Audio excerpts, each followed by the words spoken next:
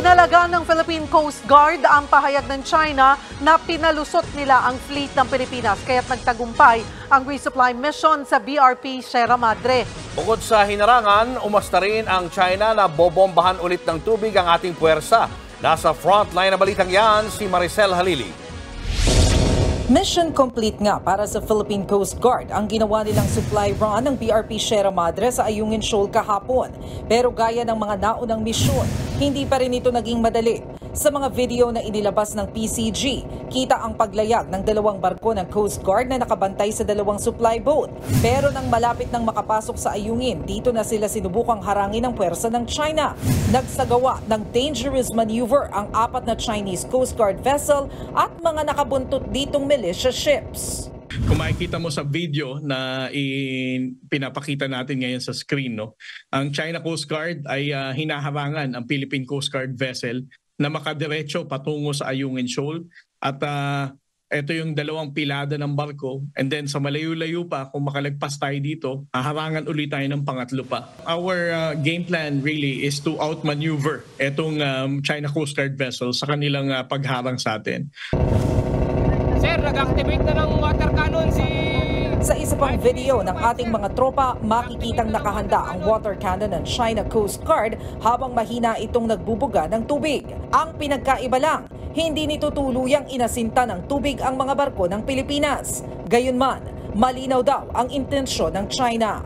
The mere fact na pinaandar mo yung water cannons mo at ready kang gamitin ito is something else. Ibig sabihin talagang maaring nagbibigay sila ng warning, pinipigilan pa rin tayo. So nandun pa rin yung element ng pagpigil dun sa ating resupply mission. They want to show the world na kunyari they are not really that aggressive in preventing our resupply operations. But then again, it's still defeating the argument nila, no, na sinasabi nilang they are humanist na term nila or naging makatao sila sa pagpapasok ng resupply operations. Bago pa nga raw makalapit ang mga barko ng Pilipinas sa Ayungin, binuntutan na sila ng China sa bahagi pa lang ng Sabina Shoal. Kaya naman pinalaga ng PCG ang sinasabi ng Chinese Ambassador na si Wang Shilian na pinalusot nila ang fleet ng Pilipinas. Natawa naman si National Security Council Assistant Secretary Jonathan Malaya sa sinabi ni Ambassador Wang na may special arrangement na sa pagde-deliver ng supply sa Ayungin. Wala rin daw pakialam ang China kahit pa magdala tayo ng building material sa BRP Sierra Madre. Yung sinasabi ng Chinese Embassy na pinalusot, hindi po totoo yan. Nagkaroon po ng as usual patentero. Pangalawa, pinagtataka ko po yung sinasabi na parang paalam tayo sa kanila. Wala po tayong paalam na ipinagawa and hindi po tayo kailangan magpaalam. Para naman sa AFP, hindi maikakaila na nagbago ang kilos ng China kumpara sa naunang supply mission ng Pilipinas. They were not so aggressive. Probably they learned the lesson. Especially if that violence is founded on something that is not acceptable to the international community. Sa ngayon, hindi pa masabi ng AFP kung gaano karaming Chinese vessels ang nananatili sa West Philippine Sea. Ang malinaw, bahagi ng ating exclusive economic zone ang Ayungin Shoal, kaya walang pakialam ang China sa anumang desisyon ng Pilipinas.